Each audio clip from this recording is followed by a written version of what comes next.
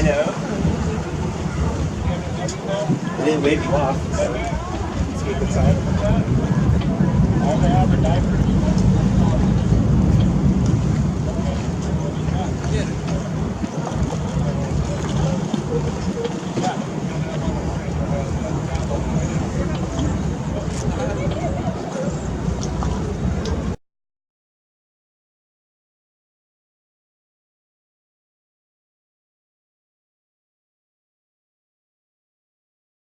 Nevertheless, you can the right hand side of the boat clear. Myself and the rest of the team are going to be building some lines to the boat. We want you guys to get wrapped up in them.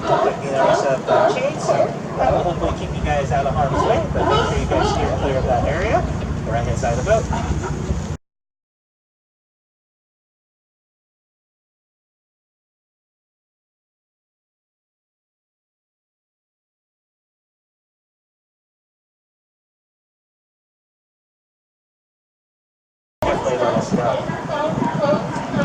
And these sea lions that you guys see off to our right, oh yeah, they're going to be everywhere. In fact, when you walk back to the parking lot, you'll probably see some.